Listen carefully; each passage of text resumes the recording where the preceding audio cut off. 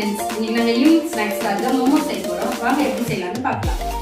இதுக்கு தேவையான பொருள் மைதா மாவு 1 கப் வேணும், கோஸ் 100 கிராம், கேரட் 100 கிராம், ஒரு 5 பல்லு பூண்டு, கொத்தமல்லி, ஒரு துண்டு இஞ்சி, ஒரு பெரிய சைஸ் வெங்காயம். சிக்கன் வந்து 1/2 கிலோ எடுத்துக்கோங்க. வாங்க இப்போ மைதா மாவு பிசைஞ்சு எடுத்துக்கலாம். 1/2 ஸ்பூன் உப்பு போட்டுக்கலாம். உப்பு போட்டு நல்லா மிக்ஸ் பண்ணிக்கலாம். தேவையான அளவு தண்ணி விட்டு சப்பாத்தி பாற அளவுக்கு பிசைஞ்சிக்கலாம். இப்போ மாவு ரெடி ஆகிடுது. இதை நம்ம ஒரு தட்டு போட்டு ஒரு 10 நிமிஷம் ஊற வச்சுக்கலாம். இப்போ மாவு ரெடி ஆகிடுது. இப்போ நம்ம சிக்கன் ஸ்டஃபிங் எப்படி செய்யறதுன்னு பார்த்துக்கலாம். இங்கே பாருங்கள், நாங்கள் 1/2 கிலோ சிக்கனை நல்லா அரைச்சி எடுத்துக்கிட்டோம். இதே மாதிரி நீங்களும் எடுத்துக்கோங்க. இப்போ இது கூட 100 கிராம் கோஸ் சேர்த்துக்கோங்க.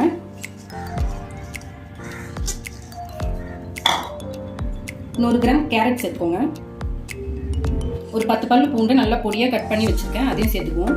எல்லாத்தையுமே கட் பண்ணி வச்சுக்கோங்க, பொடியாக கட் பண்ணிக்கோங்க. இப்போது இஞ்சி ஒரு துண்டு, வெங்காயம், இது கூட கொத்தமல்லி தழை சேர்த்துக்கோங்க. இப்போ இதில் 1/2 ஸ்பூன் உப்பு சேர்த்துக்கலாம். நம்ம ஆல்ரெடி மாவில் சேர்த்துருக்கோம், அதனால பாதி அளவுக்கு மட்டும் சேர்த்துக்கோங்க. கார மிளகாத்தூள் உங்களுக்கு காரத்துக்கு ஏற்ற மாதிரி சேர்த்துக்கோங்க. இப்போது இது எல்லாத்தையும் நல்லா மிக்ஸ் பண்ணிக்கலாம். இது எல்லாத்தையும் நல்லா பிசைஞ்சு விடுங்க. நம்ம அழுத்தி பிசையும் போது தான் இந்த சிக்கனில் இருக்க ஜூஸ்லாம் வெளியில் வரும். அப்போ தான் உங்களுக்கு இந்த காரம், இதோட டேஸ்ட் எல்லாமே ஒன்றா கலரும் சேரும். இது கூட 2 ஸ்பூன் எண்ணெய் ஊற்றிக்கலாம். அப்போ தான் உங்களுக்கு கன்சிஸ்டன்சி நல்லாயிருக்கும்.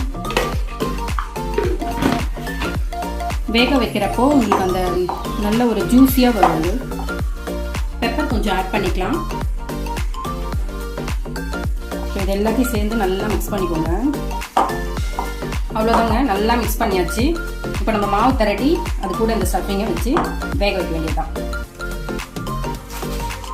இப்போ மாவை உருட்டிக்கலாம். நம்ம எந்த அளவுக்கு தேவையோ அந்த அளவுக்கு கொஞ்சம் பெருசாகவே எடுத்துக்கோங்க. இதுக்கு சின்ன சின்ன லேயராக தான் தேவைப்படும், அதனால நீங்கள் கொஞ்சம் பெருசாகவே உருட்டிக்கினீங்களா நம்ம எந்த அளவுக்கு தேவையோ அந்த அளவுக்கு கட் பண்ணி எடுத்துக்கலாம். அப்படி ரொம்ப மெலிசாக தான் இருக்கணும். இப்போ நம்ம இந்த மாதிரி கொஞ்சம் தின்னாக உருட்டிக்கிட்டோம். இந்த மாதிரி ஒரு மூடி போட்ட டப்பா எடுத்துக்கோங்க. இதில் கவுத்து நமக்கு தேவையான ஒரு இதுவும் ஒரு ஷேப்பாக வரும். நம்ம ஒன்று ஒன்றா உருட்டினா இந்த மாதிரி பெருசாக உருட்டிட்டு நீங்கள் இந்த மாதிரி கிண்ணத்தை வச்சிங்கன்னா ஒரே ஷேப்பாக இருக்கும், நமக்கு அழகாக ரவுண்டாக வரும்.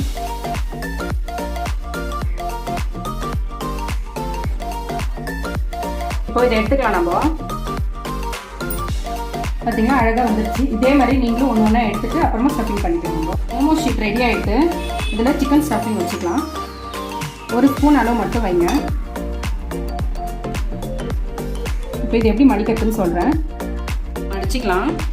ஃபஸ்ட்டு ஒரு முனையில் பிடிச்சிக்கோங்க, அப்புறமா இப்படி மடிச்சுக்கோங்க, இப்படி ஒட்டிக்கோங்க. அடுத்தது மடிச்சுக்கோங்க, அதே மாதிரி ஒட்டிக்கோங்க. அதே மாதிரி ஒரு சைடு ஃபுல்லாமே மடித்து ஒட்டிக்கோங்க.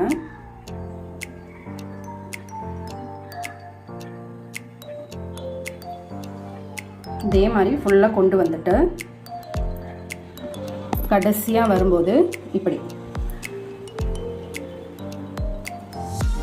இந்த மாதிரி இந்த முனையிலேருந்து இந்த முனை வரைக்கும் நல்லா ஒட்டி விட்டுக்கோங்க. இந்த ஷேப்பு தான் இல்லை, உங்களுக்கு எந்த ஷேப் பிடிக்குதோ அந்த ஷேப்பில் நீங்கள் செஞ்சுக்கலாம். இந்த ஸ்டைல் வந்து எல்லாருக்கும் ஈஸியாக இருக்கும். இது பூண்டுன்னுவாங்க, இது பூண்டு ஸ்டைலுன்னுவாங்க. இப்போது இது மாதிரி எல்லாத்தையும் ரெடி பண்ணி வச்சுக்கணும். இப்போது இட்லி தட்டில் எண்ணெய் தடவிக்கலாம். எண்ணெய் தடவி தான் அதை வைக்கணும், அப்போ தான் ஒட்டாமல் வரும். நம்ம ரெடி பண்ணி வச்சுருக்க மோமோஸ் எடுத்து இப்போ இட்லி பிளேட்டில் வச்சுக்கலாம்.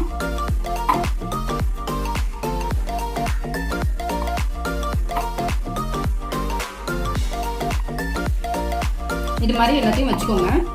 இட்லி பாத்திரத்தில் வச்சுக்கலாம். ஒரு 15 to 20 மினிட்ஸ் அளவுக்கு வேக வைக்கணும். நல்லா இந்த கேப்பில் நம்ம தக்காளி வச்சு ஒரு ஸ்பைசியான சாஸ் ரெடி பண்ணிக்கலாம். அதுக்கு ஒரு பேனில் தண்ணி எடுத்துக்கோங்க. 5 காரமான மிளகாவை இந்த பேனில் சேர்த்துக்கோங்க. 3 தக்காளி சேர்த்துக்கலாம். இதில்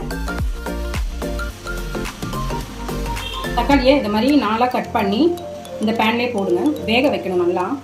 3 தக்காளியுமே அந்த மாதிரி பண்ணிக்கலாம். இதில் ஒரு 3 பல் பூண்டு சேர்த்துக்கோங்க. இது ஒரு நல்லா 15 to 20 நிமிஷம் வரைக்கும் நல்லா கொதிக்கணும். தக்காளி, காஞ்ச மிளகாய் எல்லாமே நல்லா குழைய வெந்து வரும். அது வரைக்கும் நம்ம வெயிட் பண்ணணும். இது நல்லா வெந்துருச்சு. நான் நல்லா ஆர்வம் வச்சுட்டேன். இப்போ நம்ம என்ன பண்ணலாம்னா இந்த தோல், தக்காளியோட தோலை மட்டும் எடுத்துப்போம். எடுத்துடலாம். இதை யூஸ் பண்ண தேவை. இப்போ இதை ஒரு ஜாரில் போட்டுக்கலாம்.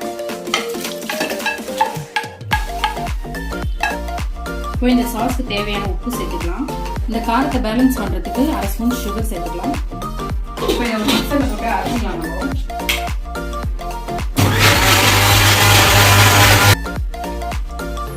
பாருங்க எவ்வளோ சூப்பராக மோமோஸ் ரெடி ஆகிடுச்சுன்ட்டு. அதுக்கு ஏற்றது போல் சாஸும் செம்ம சூப்பராக இருக்குது. இதே மாதிரியே நீங்களும் செஞ்சு பாருங்கள் உங்கள் வீட்டில். ஓகே ஃப்ரெண்ட்ஸ், நீங்களும் இதே மாதிரியே உங்கள் வீட்டில் செஞ்சு சாப்பிட்டு பார்த்துட்டு எப்படி இருக்குன்னு கமெண்ட் பண்ணுங்கள். இந்த வீடியோ உங்களுக்கு பிடிச்சிருந்ததுன்னா லைக் பண்ணுங்கள், ஷேர் பண்ணுங்கள், சப்ஸ்கிரைப் பண்ணுங்கள். நெக்ஸ்ட் வீடியோவில் பார்க்கலாம் ஃப்ரெண்ட்ஸ். பாய்.